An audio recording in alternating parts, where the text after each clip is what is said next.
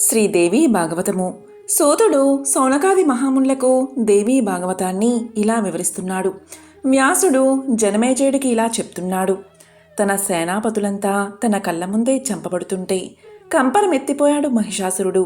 కాసేపు సింహం అయ్యాడు, కాసేపు శరభం అయ్యాడు, మదపుట ఏనుగయ్యాడు. చివరికి అసలు రూపమైన దున్నపోతు రూపాన్ని ధరించాడు.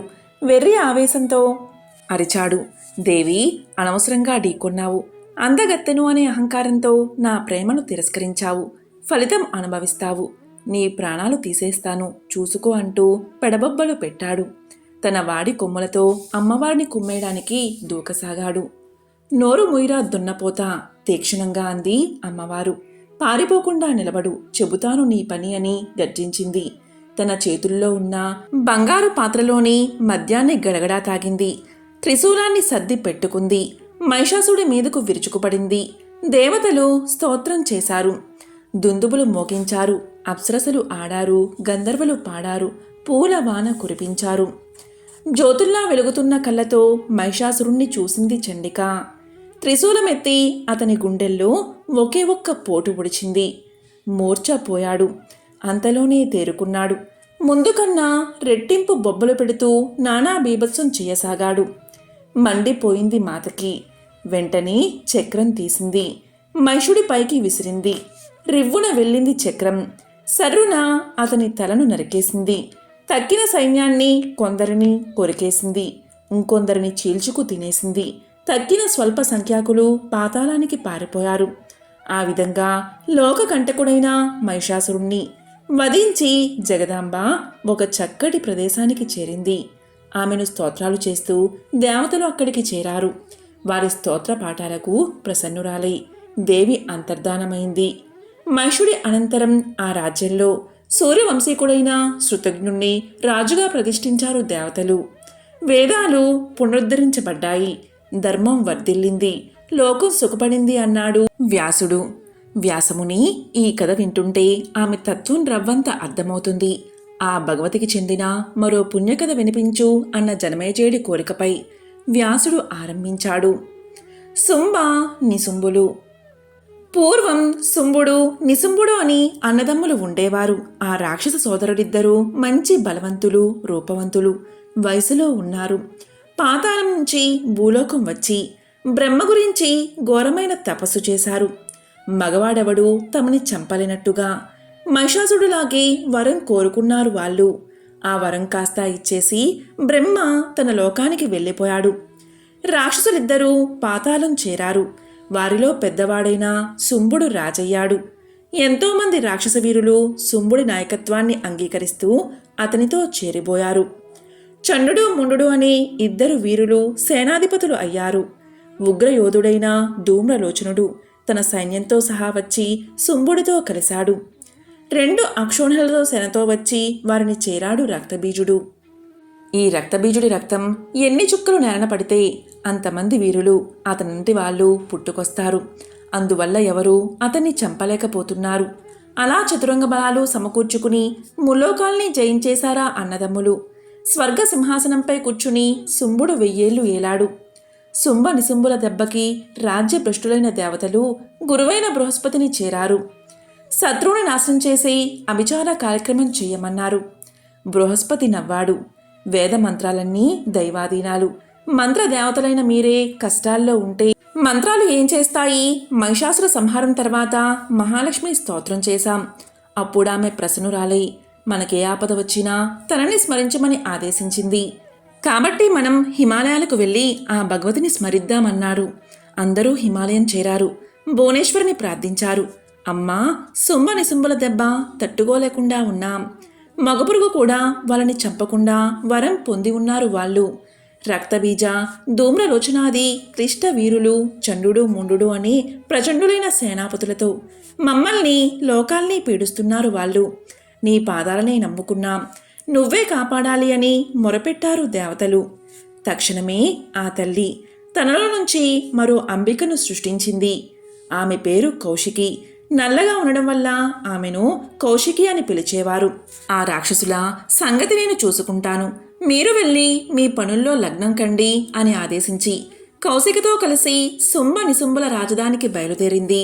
నగరం వెలుపల ఒక ఉపవనంలో కౌశికిని చెంత కూర్చోబెట్టుకుని లోక సమ్మోహనకరమైన గానం ఆలపించసాగింది. అదే సమయంలో అటుగా వచ్చిన చండు ముండెడు ఆమెను చూశారు, ఆశ్చర్యపోయారు. గబగబా శుంభుడి దగ్గరకు వెళ్ళి ఆమె గురించి చెప్పారు. ఆమె నీకు భార్యగా తగిన పిల్ల, వెంటనే ప్రయత్నించు అన్నారు. వాళ్ళు చెప్పింది విన్న శుంభుడు సంబరపడ్డాడు. సుగ్రీవుడు అనే చతుర భాషిని తన రాయబారిగా అంబిక వద్దకు పంపాడు. శుంభుణ్ణి పొగిడాడు సుగ్రీవుడు. అతన్నే పెళ్లి చేసుకోమన్నాడు. అమ్మవారికి భర్తగా అతడే తగినవాడు అన్నాడు. ముసిముసి నవ్వులు నవ్వసాగింది శ్రీదేవి. సుగ్రీవుడి రాయబారం అయిపోగానే, చూడు దూత, మీ రాజుల గురించి వినేలా వచ్చాను.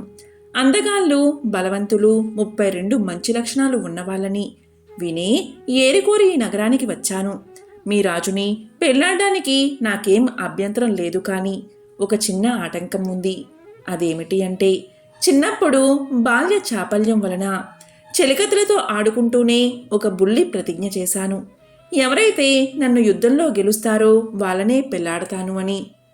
అందువల్ల మీ శుంభరాజే వస్తాడో, ఆయన తమ్ముడైనా నిశుంభుడే వస్తాడో వచ్చి నాతో యుద్ధం చేయమను.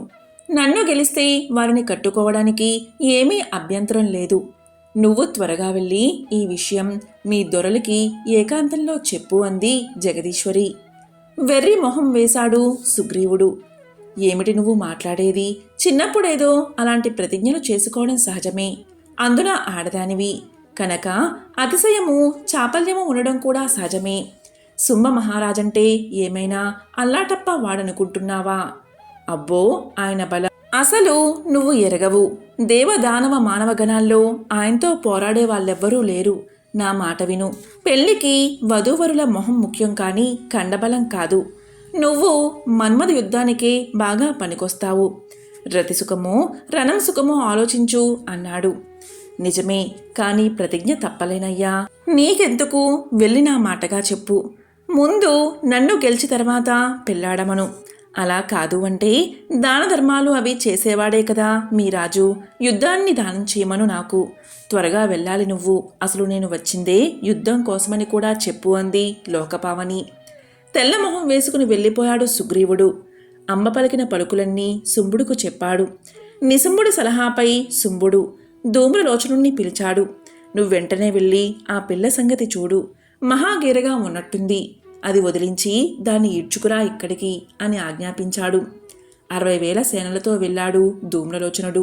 రతిని మించిన సుఖం లేదని శుంభుణ్ణి కట్టుకుని సుఖపడమని చెప్పాడు. తను తీసుకెళ్తాను అన్నాడు. కౌశికి నవ్వింది. మీ రాజు యుద్ధానికి పంపాడు నిన్ను. నువ్వేమో పిచ్చి కూతులు కూస్తున్నావు. నువ్వు వీరుడిలా లేవు, విదూషకుడిలా ఉన్నావు. మా అంబ సింహం, నీ రాజు నక్క. సింహం నక్కని చేసుకోవడమేమిటి? వెళ్ళు వెళ్ళు అంది. ఆమె ఈసడింపులకి ధూమ్రలోచనుడు కోపగించాడు. ఒసే కాశీ, నిన్ను చంపేసి ఆ పిల్లని లాక్కుపోతాను చూసుకో అన్నాడు. యుద్ధం ఆరంభమైంది. కాళిక తన పరాక్రమంతో ధూమ్రలోచనుడి 2 రథాల్ని నాశనం చేసింది. ఉడికిపోయిన రాక్షసుడు పెద్ద గడియతో ఆమె పైకి లగించబోయాడు. కాళిక ఒక్కసారిగా హుంకరించింది. అంతే, ఆ హుంకరింపుతో ధూమ్రలోచనుడు భస్మం అయిపోయాడు. తక్కిన రాక్షస సేనని చావబాది వదిలింది కాళిక. పారిపోయేవాళ్లు పారిపోగా చచ్చినవారి శవాలకు దూరంగా మరో స్థానికి వెళ్ళి తన శంఖాన్ని పూరించింది. ఆ శంఖారావం శుంభుడి చెవిన పడింది. ఏమిటా అనుకునే లోపలే క్షతగాత్రుడైన సిపాయిలు వచ్చి ధూమ్రలోచనుడి మరణవార్త వినిపించారు. అది వింటూనే తనే యుద్ధానికి వెళ్తా అన్నాడు నిశుంభుడు. శుంభుడు వారించాడు. నీ దాకా ఎందుకు? మన చండుల్ని ముండుణ్ణి పంపిద్దాం, వాళ్ళు చాలు ఆ కాళిక పనిపట్టడానికి అన్నాడు. ఈ విధంగా వ్యాసుడు జనమేజయుడికి దేవీ మహత్యాన్ని వివరిస్తూ ఉండగా సూతుడు శౌనకాది మహాములకు శ్రీదేవి భాగవతాన్ని వినిపిస్తున్నాడు. ఓం శ్రీ మాత్రే నమః.